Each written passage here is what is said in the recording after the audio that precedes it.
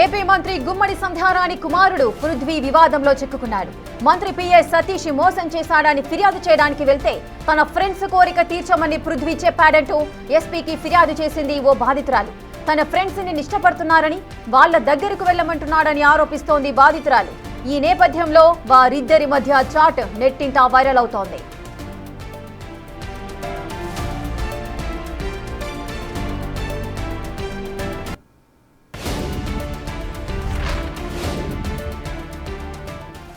ఇసుగా AP మంత్రి గుమ్మడి సంధ్యారాణి కుమారుడు పృథ్వీ వివాదంలో చిక్కుకున్నాడు.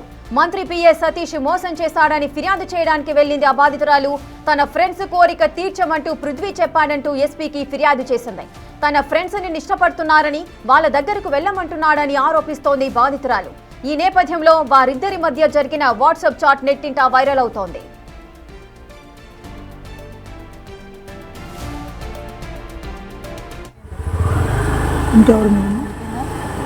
పృథ్వీ వాళ్ళ అబ్బాయి ఏం చేశారు? మా ఫ్రెండ్స్ ఇష్టపడుతున్నారు, ఒకసారి మీరు వెళ్ళండి అనేసి. మినిస్టర్ గారు కొడుకండి. ఏం పేరమ్మా? పృథ్వీ మినిస్టర్ గారు పిఏ పేరు ఏంటన్నారు? సతీష్ మీద. ఇంకెవరు మీరు? ఇసుక ఏపీ మంత్రి గుమ్మడి సంధ్యారాణి కుమారుడు పృథ్వీ అయితే వివాదంలో చిక్కుకున్నారు. ఒక బాధితురాలికి అదేవిధంగా పృథ్వీకి మధ్య జరిగిన ఒక వాట్సాప్ చాట్ ఇప్పుడైతే వైరల్ అవుతోంది. అసలు ఏం జరిగింది, ఈ వివాదానికి సంబంధించిన పూర్తి డీటెయిల్స్ మా ప్రతినిధి శివశంకర్ అందిస్తారు. శివశంకర్, అసలు ఏంటి పృథ్వీ ఈ వివాదంలో ఎందుకు చిక్కుకున్నారు? అటు బాధితురాలు ఆరోపిస్తున్నారు మంత్రి పిఎస్ సతీష్ మోసం చేశాడంటూ ఫిర్యాదు చేయడానికి వెళ్తే ఆ పృథ్వీ ఏమో తన కోరిక తీర్చండి, లేకపోతే తన ఫ్రెండ్స్ కోరిక తీర్చాలి అంటూ కూడా మెసేజ్లు చేస్తున్న సిచ్యువేషన్ కనిపిస్తుంది. ఏంటి అసలు ఏం జరిగింది? రేఖ, ఇంతవరకు కూడా మనం చూసుకున్నట్లయితే మంత్రి పిఏ సతీష్ కావచ్చు, అదేవిధంగా మంత్రి తనయుడు పృథ్వీ ఇద్దరు కలిసి తను వేధిస్తున్నారని అయితే ఎవరైతే బాధితులు ఉన్నారో బాధితులు పార్వతీపురం మన్యం జిల్లా ఎస్పీ కార్యాలయంలో ఫిర్యాదు చేయడం చూసాం. అదేవిధంగా వాళ్ళిద్దరు ఏ విధంగా శారీరకంగా కావచ్చు, ఆర్థికంగా ఏ విధంగా వేధిస్తున్నారు, అదేవిధంగా ఉద్యోగపరంగా ఏ విధంగా వేధిస్తున్నారు అనే దానిపై మాత్రం ఆవిడ ఇంతవరకు కూడా చెప్పడం జరిగింది. పోలీసులు ఫిర్యాదు చేయలేదు. అయితే కేవలం ఫిర్యాదులు మాత్రమే కాకుండా కొంత వాట్సాప్ చాటింగ్ కూడా ఇప్పుడు బయటకు వచ్చింది. ఇప్పుడు నెట్టింటి వైరల్ గా కూడా మారిందని మనం చెప్పుకోవాలి. సో ఒకసారి వాట్సాప్ చాటింగ్ అని మనం విజువల్స్ చూసుకున్నట్లయితే ఏదైతే పృథ్వీ బాధితురాలతో ఏం మాట్లాడుతుండో మొత్తం అంతా కూడా వాట్సాప్ చాటింగ్ ద్వారా బయటపడింది.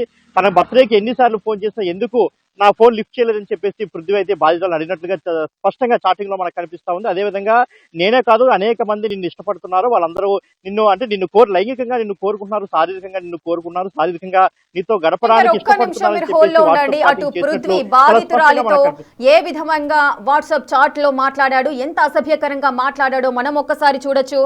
ఒకసారి వాట్సాప్ చాట్ మనం ఒకసారి చూద్దాం. అసలు ఏం మెసేజ్లు పెట్టాడు, మరి బాధితురాలు ఏమంది, దీనికి సంబంధించిన చాట్ ఒకసారి చూద్దాం. హాయ్ వదిన అని చెబుతున్నారు. ఒకసారి మీరు బిగ్ టీవీ స్క్రీన్ పైన చూడొచ్చు. ఎక్స్క్లూజివ్ గా మీకు వాట్సాప్ చాట్ లో పృథ్వీ ఎటువంటి అసభ్యకరమైన మాటలు మాట్లాడుతున్నారు ఆ బాధితురాలితో అనేది చూడొచ్చు.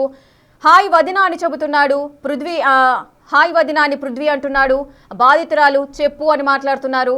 అసలు ఏమనుకుంటున్నావు నువ్వు, కనీసం బర్త్డే రోజు అన్ని ఫోన్లు చేశాను అని చెబుతున్నాడు. లిఫ్ట్ చేయకుండా కనీసం విష్ కూడా చేయలేదు అంటున్నారు. ఏంటి అంటే ఆయన బర్త్డే రోజు ఎన్ని ఫోన్లు చేసినా కూడా బాధితురాలు కంపల్సరీగా ఆయన ఫోన్లు లిఫ్ట్ చేయడం జరగాలి, అదేవిధంగా ఆయనకు బర్త్డే విషెస్ చెప్పాలా, అసలు ఏంటి ఏం జరిగింది అనేది ఒకసారి చూద్దాం. నీ బర్త్డే అని నాకు తెలియదు పృథ్వీ అని చెప్పి బాధితురాలు అయితే చెబుతోంది. ఈ వాట్సాప్ చాట్ మనం చూడొచ్చు. పృథ్వీ బర్త్డే రోజు చాలా సార్లు కాల్ చేశాను, నా ఫోన్ ఎందుకు మీరు లిఫ్ట్ చేయట్లేదు, హాయ్ వదినా అని సంబోధిస్తున్నాడు. అదేవిధంగా నా బర్త్డే రోజు నేను అన్నిసార్లు కాల్ చేశాను, మరి మీరెందుకు నా ఫోన్ లిఫ్ట్ చేయలేదు, నా బర్త్డే రోజు ఎందుకు విష్ చేయలేదు అంటూ కూడా పృథ్వీ వాట్సాప్ చాట్లో అంటున్న తీరు మనం చూడొచ్చు. అదేవిధంగా ఈ మధ్య కొంచెం బిజీగా ఉన్నాను అందుకే అంటూ కూడా బాధితురాలైతే మర్యాదపూర్వకంగానే మెసేజ్ చేయడం అయితే మనం చూసాం. ఇక పృథ్వీ ఏమంటున్నాడు ఒకసారి చూద్దాం. తెలుసు, మమ్మీ వల్లే కదా నీకు ఇలా.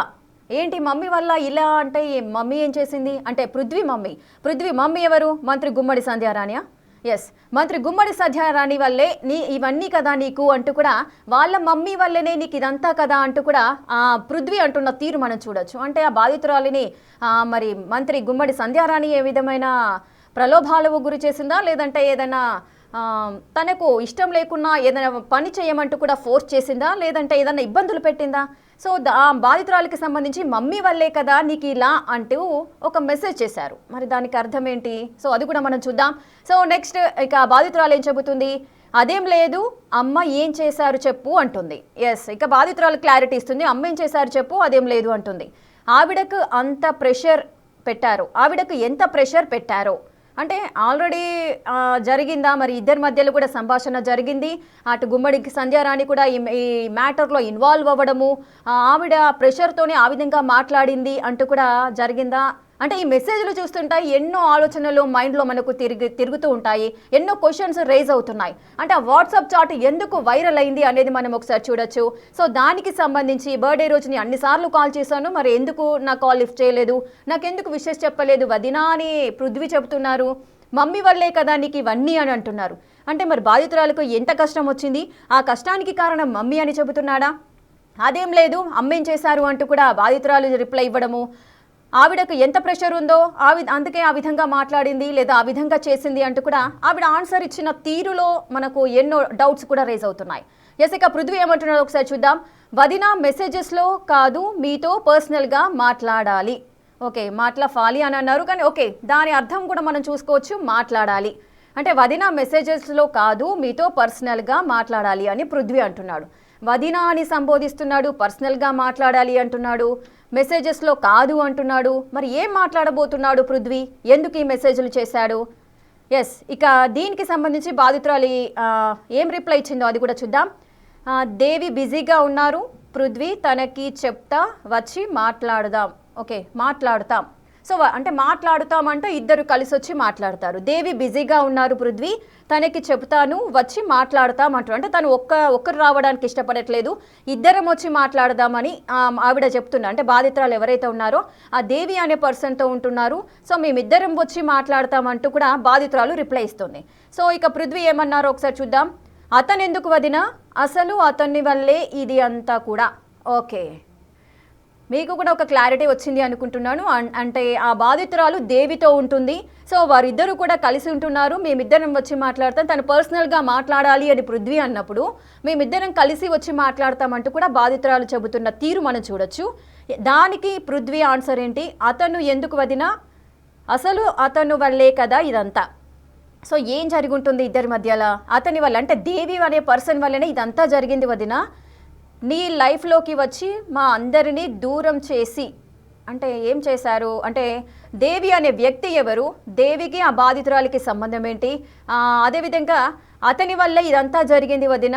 నీ లైఫ్లోకి వచ్చి మా అందరినీ దూరం చేసి, అంటే వీరంతా కలిసి ఉన్నారా? వీరంతా కలిసి ఉన్నప్పుడు ఆ దేవి అనే పర్సన్ ఈ బాధితురాలి లైఫ్లోకి రావడం వల్లనే విడిపోయారా?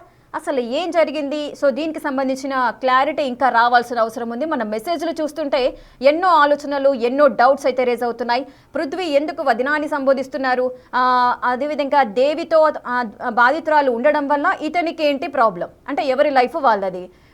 ఆమె లైఫ్లోకి అంటే బాధితురాలి లైఫ్లోకి దేవి రావడం వల్ల ఈ పృథ్వీ దూరం అవుతున్నారా? అసలు ఏం జరిగింది అనేది ఒకసారి చూద్దాం. సో దానికి సంబంధించి నీ లైఫ్లోకి వచ్చి మా అందరినీ దూరం చేసి అంటూ కూడా అక్కడికి ఒకటి ఎండ్ అయిపోయింది. మళ్ళీ నెక్స్ట్ కూడా మనం చూడొచ్చు. వదిన, వాసు కానీ శ్రీనివాస అంకుల్ కానీ ఇంకా చాలామంది నిన్ను ఇష్టపడుతున్నారు. ఎస్, చూస్తున్నారు కదా మీరు. సో ఈ వాసు ఎవరు, శ్రీనివాస్ ఎవరు, శ్రీనివాస్ అంకుల్ అంటున్నాడు. వాళ్ళంతా కూడా చాలామంది నిన్ను ఇష్టపడుతున్నారు అంటున్నాడు. నువ్వెందుకు ఇలా అతనితో ఉండి లైఫ్ ఎంజాయ్ చేయకుండా ఇంట్లో ఉండిపోతున్నావు? ఇప్పుడు ఈ ట్రాన్స్ఫర్ గోల ఒకటి, అతన్ని వదిలే వదిన, నేను చెప్పినట్టు విను, పోనీ అతనితో ఉండు. ఏంటి ఇదంతా? ఎస్, మీరు చూస్తున్నారు మంత్రి కొడుకు పృథ్వీ. సో మంత్రి గుమ్మడి సంధ్యారాణి కుమారుడు పృథ్వీ బాధితురాలతో ఏ విధమైన చాట్ చేస్తున్నాడు. నువ్వు ఆల్రెడీ దేవి అనే పర్సన్తో ఉంటున్నావు, అతనితో ఉండడం వల్లే మా అందరితో నువ్వు విడిపోయావు, అతని వల్లే నీకు ఇదంతా జరిగింది, అతనితో ఉండి నువ్వు లైఫ్ని ఎంజాయ్ చేయలేకుండా ఉండిపోతున్నావు, ఒకసారి నా మాట విను అంటూ కూడా ఎంత చక్కగా తన ఫ్రెండ్స్ దగ్గరికి వెళ్ళు, అతను నిన్ను చాలామంది ఇష్టపడుతున్నారు అంటూ ఎంత వల్గారిటీని ఎంత నైస్గా చెబుతున్నారో మనం చూడొచ్చు. ఎస్, ఇక పృథ్వీ యొక్క మైండ్ సెట్ ఏ విధంగా ఉంది, పృథ్వీ మాటలు ఏ విధంగా ఉన్నాయో వాట్సాప్ చాట్లో ఎంత ఎలా మాట్లాడుతున్నారు అనేది మనం చూడొచ్చు. ఇంట్లో ఉండిపోతున్నావు అతని వల్లే, ఇప్పుడు ఈ ట్రాన్స్ఫర్ గోల్ ఒకటి, అతన్ని వదిన నేను చెప్పినట్టు విను, పోనీ అతనితో ఉండు, ఏంటి ఇవన్నీ అంటూ కూడా ఈ వాట్సాప్ చాట్ చూస్తున్న వాళ్ళందరూ అనుకుంటారు ఒక మంత్రి పొజిషన్లో ఉన్న గుమ్మడి సంధ్యారాణి కుమారుడు పృథ్వీ అంటే ఒక యూత్కి ఒక ఐకాన్గా ఉండాల్సిన వ్యక్తి, ఒక యూత్కి ఒక దిశానిర్దేశం చేయాల్సిన వ్యక్తి, అతని ఆలోచనలు ఏ విధంగా ఉన్నాయి, మరి తన మదర్ కూడా ఒక మంత్రి, అంతకు మించి ఒక మహిళ అని కూడా మనం చెప్పొచ్చు. సో ఆ మహిళకు పుట్టిన వ్యక్తి ఈ విధమైన మాటలు మాట్లాడితే ఇంకొక మహిళతో నిన్ను చాలామంది ఇష్టపడుతున్నారు అంటూ కూడా మాట్లాడటాన్ని ఏ విధంగా దీన్ని సహించవచ్చు, ఇది ఎంతవరకు న్యాయం? సో ఇదంతా మనం కూడా ఒకసారి అబ్జర్వ్ చేద్దాం. నేను చెప్పినట్టు విను, పోనీ అతనితో ఉండు, ఏంటి ఎవరితోనైనా ఇలాగే మాట్లాడతాడా ఇతను? సో ఈ చాట్ చూస్తున్న ప్రతి ఒక్కరికి కూడా ఎంత కోపము ఎంత ఆగ్రహం వస్తుందో ఒకసారి మనం ఆలోచించవచ్చు. మరి బాధితురాలు ఏమంటుంది ఈ మాటలన్నిటికీ అనేది కూడా ఒకసారి మనం చూద్దాం.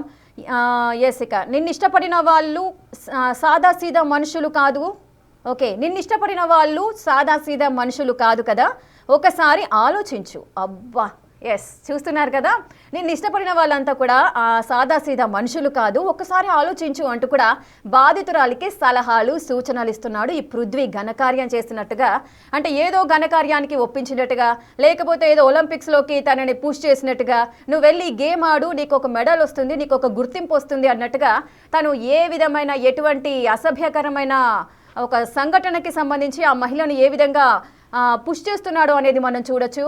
నిన్ను చాలామంది ఇష్టపడుతున్నారు, ఒకసారి నువ్వు వెళ్ళి నిన్ను చాలామంది ఇష్టపడుతున్నారు, ఆ దేవితో ఉండి నువ్వు లైఫ్ అంతా వేస్ట్ చేసుకుంటున్నావు, వీళ్ళందరినీ ఇష్టపడుతున్నారు కదా, వాళ్ళంతా కూడా సాదాసీదా మనుషులు కాదు అంటూ కూడా వాళ్ళ గురించి వాళ్ళ ఫ్రెండ్సా, మరి ఎవరు అంకుల్ శ్రీనివాస్ అంకుల్ అని చెబుతున్నాడు, వాసు అని చెబుతున్నారు, మరి ఎవరు వీళ్ళంతా అనేది కూడా తెలియాల్సిన పరిస్థితి. ఈ విషయం అంతా కూడా ఈ చాటింగ్లో ఈ పేర్లు ఎవరెవరైతే ఉన్నాయో వారంతా కూడా బయటికి రావాల్సిన అవసరం కూడా కనిపిస్తోంది. సో ఇప్పుడు పృథ్వీ అంటే మంత్రి గుమ్మడి సంధ్యారాణి కుమారుడు పృథ్వీ ఏ విధమైన చాట్ చేశాడు, ఆ బాధితురాలికి వాట్సాప్ చాట్లో ఏ విధమైన మెసేజ్లు పంపించాడు మనం చూసాము. మరి ఇంత వల్గార్గా మాట్లాడుతూ మరి బాధితురాలు ఏమంటుందో ఒకసారి చూద్దాం. నీకు ఎలా కనిపిస్తున్నాను అసలు, ఓకే, నీకు ఎలా కనిపిస్తున్నా అసలు, బజారు దాన్ని అనుకున్నావా? అయినా మీలాంటి వాళ్ళకి చాలామంది దొరుకుతారు, నన్ను ఎందుకు తీస్తున్నారు? ఎస్, చూస్తున్నారు కదా, బాధితురాలు అంటే మనకు కనిపిస్తూనే ఉంది, ఆమె మెసేజ్లో అర్థమవుతుంది తనకి ఇటువంటి ఏవి ఇష్టం లేదు, తను ఒక వ్యక్తితో అంటే దేవి అనే వ్యక్తితో ఉంటున్నారు అని తెలుసు. అంటే మెసేజ్ పరంగా మనము ఒక ఆలోచనకి రావచ్చు, మరి అది కన్ఫర్మా కాదో కూడా మనకు ఐడియా లేదు. సో నేను దేవిని తీసుకొని వస్తాను, నువ్వు ఒంటరిగా మాట్లాడదామన్నావు కాబట్టి నేను దేవిని తీసుకొని వస్తాను, మేము ఇద్దరం వచ్చి మాట్లాడతాము అంటూ కూడా ఆ బాధితురాలు చెప్పిన అంటే మెసేజ్ చేసిన సిచ్యువేషన్ని బట్టి చూడొచ్చు. మరి దేనికి సంబంధించి మా ఫ్రెండ్స్ అంటే ఫ్రెండ్స్ అని కూడా తను మెన్షన్ చేయలేదు, వాసు అదేవిధంగా శ్రీనివాస్ అంకుల్ అట. సో వీళ్ళిద్దరూ కూడా వాళ్ళిద్దరితో పాటు మరికొంతమంది కూడా నిన్ను ఇష్టపడుతున్నారు. వదిన అని సంబోధించడం ఏంటి, ఇంతమంది అంటే వదిన అంటే పదం ఏంటి, వదిన అన్న భార్యను మన వదిన అని పిలుస్తారు, లేదంటే అన్నగా భావించే వ్యక్తి ఎవరైతే ఉంటారో వారి యొక్క వైఫ్లను వదినాని భావించి, అంటే వదిన అంటే మరి కన్న తల్లి తర్వాత ఒక తల్లి స్థానంలో ఉంటుంది. సో అటువంటి రిలేషన్ మెయింటైన్ చేస్తూ వదిన అని పిలుస్తూ మళ్ళీ ఇంతమందిని ఇష్టపడుతున్నారు, వాళ్ళంతా కూడా సాదాసీదా మనుషులు కాదు అని మాట్లాడుతూ ఇంతమంది ఇష్టపడుతున్నారు, నువ్వెందుకు లైఫ్లో ఎంజాయ్ చేయకుండా ఒకరితోనే ఉండిపోతున్నావు అంటున్నారు. అంటే పృథ్వీ ఆలోచన ఏంటి, ఒకరితో కాకుండా 10 మందితో తిరగాల, 10 మందితో ఉండాలా, ఏం మాట్లాడుతున్నావు పృథ్వీ, ఏదన్నా అర్థమవుతుందా? సో ఈ చాట్ చూసిన ప్రతి ఒక్కరికి కూడా ఒళ్ళు రగిలిపోతూ ఉంటుంది. సో ఇటువంటి వ్యాఖ్యలు చేస్తూ ఉంటే మరి ఆ బాధితురాలు ఆవేదనను కూడా మనం అర్థం చేసుకోవచ్చు. ఆల్రెడీ పిఎస్ సతీషే నన్ను మోసం చేశాడంటూ కూడా ఆమె పోలీస్ స్టేషన్కి ఫిర్యాదు చేయడానికి వెళ్తే తనకి సహాయం చేయకపోగా ఇటు పృథ్వీ అనే వ్యక్తి ఏ విధమైన మెసేజ్లు చేస్తున్నారో మనం చూడొచ్చు. అసలు నువ్వేమనుకుంటున్నావు పృథ్వీ, ఎందుకు ఈ విధంగా మాట్లాడుతున్నావు, నేను ఎలా కనిపిస్తున్నాను నీకు, నన్ను వదినాని మాట్లాడతావు, మమ్మీ వల్లే నీకు కదా ఇవన్నీ అని అంటావు. సో ఇతను మాట్లాడిన మాటలు ఏవైతే ఉన్నాయో దానికి సంబంధించి అసలు నన్ను ఏమనుకుంటున్నావు, నువ్వు బజార్ దానిలా కనిపిస్తున్నానా అంటూ కూడా నన్ను వదిలే, నీకు కావాలి అంటే చాలామంది ఉంటారు, నన్ను వదిలే అంటూ కూడా తను ప్రాధాయపడుతున్న సిచ్యువేషన్ మనకు కనిపిస్తోంది. ఏంటి వాట్సాప్ చాట్ అంటే ఏంటి, అసలు పృథ్వీ ఎందుకు ఈ విధమైన వ్యాఖ్యలు మాట్లాడుతున్నారు, అసలు ఈ వాట్సాప్ చాట్లో నిజాలు ఎంతవరకు ఉన్నాయి, నిజంగానే పృథ్వీ చేశాడా ఈ వాట్సాప్ చాట్ అనేది. సో ఈ విషయాలన్నీ కూడా బయటికి రావాల్సిన అవసరం ఉంది. అలాగే వాసు, శ్రీనివాస్ అంకుల్ ఎవరు, సో ఇవన్నీ కూడా విషయాలని వెలికి తీయాల్సిన అవసరం పోలీసులకు ఉంది. మరి దీనికి సంబంధించి వాట్సాప్ చాట్కి సంబంధించి కూడా పోలీసులు దీంట్లో నిజాలు ఏంటి అనేది నిగ్గు తేల్చాల్సిన అవసరం ఉంది. ఎస్, ఒకసారి మా ప్రతినిధి శివశంకర్ దగ్గరికి వెళ్దాం. అసలు ఏం జరిగింది, ఈ మ్యాటర్ అంతా ఏంటి, మరి ఎవరు ఏమంటున్నారు అనేది ఒకసారి చూద్దాం. ఎస్ శివశంకర్, మనం వాట్సాప్ చాట్ చూస్తున్నాము. శివశంకర్, వాట్సాప్ చాట్ లో మనకు పర్టికులర్ గా కనిపిస్తుంది పృథ్వీ అనే వ్యక్తి బాధితురాలికి, అంటే మంత్రి గుమ్మడి సంధ్యారాణి కుమారుడు పృథ్వీ అనే వ్యక్తి బాధితురాలికి ఏ విధమైన అసభ్యకరమైన మెసేజ్లు చేశారో మనం చూస్తున్నాం. ఆ మెసేజెస్లో కూడా చాలా ఎంత అంటే ఒక్కరు కాదు, నిన్ను చాలా మంది ఇష్టపడుతున్నారు, వాళ్ళంతా సాదాసీదా వ్యక్తులు కాదు అంటున్నారు. అంటే సాదాసీదా వ్యక్తులు కాదు అంటే అంత పెద్ద వాళ్ళు ఉన్నారా ఈ ఇష్యూలో అంతా?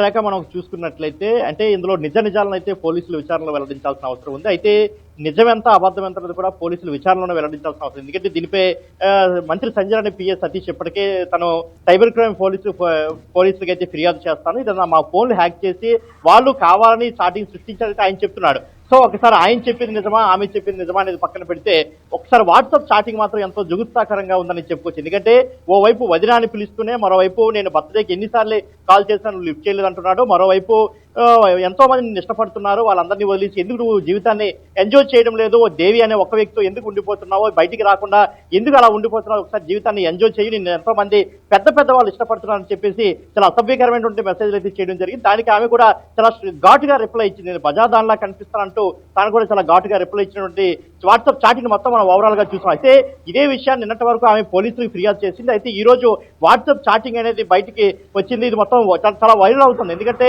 స్టేట్ వైజ్ గా ఈ యొక్క విషయం అనేది చాలా సీరియస్ గా నడుస్తుందని మనం చెప్పుకోవచ్చు. ఎందుకంటే ఒక స్త్రీ శిశు సంక్షేమ శాఖ మంత్రిగా ఉన్నటువంటి గుమ్మడి సంధ్యా రాణి ఇంట్లో ఇలాంటి వ్యవహారం జరగడం నిజంగా చాలా దురదృష్టకరంగా మనం చెప్పుకోవచ్చు. ఎందుకంటే రాష్ట్ర ప్రజానికం అంతా, రాష్ట్రంలో మహిళలంతా కూడా ఒక్కసారిగా ఆలోచించాల్సిన విషయంగా ఇది మారిపోయింది. ఎందుకంటే గుమ్మడి సంధ్యా రాణి సొంత కొడుకే ఈ విధంగా ఓ అమ్మాయిని అంటే అదే నియోజకవర్గానికి చెందినటువంటి ఓ మహిళను వేధించడం నిజంగా అది నిజమైతే మాత్రం ఎట్టి పరిస్థితుల్లో క్షమించడం నేరంగానే మనం చూడాలి. ఎట్టి పరిస్థితి ఇటువంటి వారిని విడిచిపెట్టకూడదని చెప్పుకోవచ్చు. మరోవైపు పిఏ సతీష్ యొక్క అరాచకాలని ఆగడాలను కూడా అరికట్టాల్సిన అవసరం ఉంది. ఎందుకంటే తాను మొన్నటి వరకు కూడా ఈమెను వేధించినట్టు ఈమె ఇప్పటికే పోలీసులు కూడా ఫిర్యాదు చేసింది. అయితే తాను ఎంత సైబర్ క్రైమ్ పోలీసులు ఫోన్ చేస్తాను, ఇదంతా హ్యాక్ చేశారని చెప్తున్నాడు తప్ప ఇందులో నిజాలను మాత్రం పోలీసులు వెలికి తీయాల్సినటువంటి అవసరం చాలానే ఉంది. ఎందుకంటే ఇందులో ఎన్నో అంశాలు అయితే దాగి ఉన్నాయని మనం చెప్పుకోవచ్చు. మొదటగా 5 లక్షల రూపాయలు తీసుకున్నాడా లేదనేది చెప్పాల్సినటువంటి అవసరం పోలీసులకి అయితే ఉంది. మరోవైపు మనం చూసుకుంటే ఆమె గతంలో 18 లక్షలు అని చెప్పినటువంటి విషయం కూడా ఉంది. సో 18 లక్షల 5 లక్షలు అనేది కూడా పోలీసుల విచారణలో తేల్చాల్సినటువంటి అవసరం. మరోవైపు ఏదైతే ఈమె దేవిశ్రీ అనే వ్యక్తితో సన్నిహితంగా ఉంటుందో ఆయన్ను పిఏ సతీష్ ఎందుకు కొట్టాడు, ఈ విషయాన్ని కూడా బయటకు తీయాల్సిన అవసరం ఉంది. ఇన్ కేసు సతీష్ గనక ఈ దేవి అనే వ్యక్తిపై చేయి చేసుకోకపోతే మంత్రి సంజయ్ రాణి యొక్క అనుచరులు ఎందుకు వీళ్ళ ఇంటికి వెళ్లి వీళ్ళతో సముదాయించే ప్రయత్నం చేశారు, ఇదొక అంశాన్ని అయితే బయట తీయాల్సిన అవసరం. మరోవైపు వాట్సాప్ చాటింగ్, ఇంతకు ముందు ఒక వాట్సాప్ చాటింగ్ బయటకు వచ్చింది. పిఏ సతీష్ ఎవరైతే బాధితులు ఉన్నారో బాధితులతో చాటింగ్ చేసిన వ్యవహారం అంతా బయటకు వచ్చింది. అంటే ఈ యొక్క బాధితులతో మాత్రమే కాదు, బాధితులతో పనిచేస్తున్న కొంతమంది వ్యక్తులతో ఆయన చాట్ చేశాడు. బాధితురాలు పనిచేస్తున్నటువంటి స్కూల్లో కొంతమంది వ్యక్తులతో పనిచేశాడు. వాళ్ళ యొక్క వ్యవహారాలు కూడా తెలుసుకున్నాడు. వాళ్ళు ఏం చేస్తున్నారు, వీళ్ళు ఏం చేస్తున్నారు, వాళ్ళను కూడా బయటకు లాగుతాను, నేను ఏం చేయాలో నాకు తెలుసు, అదేవిధంగా నా సత్తా ఏంటో చూపిస్తాను, మంత్రి సంజయ్ నాకు చాలా సన్నిహితురాలు, నేను ఏం చెప్తే అదే జరుగుతున్న విషయాలు. అంటే ఆ చాటింగ్ కూడా మన గతంలో చూస్తాం. ఇప్పుడు పృథ్వీ చాటింగ్ కూడా చూస్తున్నాం. సో అనేక అంశాలు సుమారు మనకి మొదటి నుంచి 2021 నుంచి ఈ రోజు వరకు జరిగినటువంటి అనేక అంశాలపై పోలీసులు విచారణ చేయాల్సిన అవసరం ఉంది.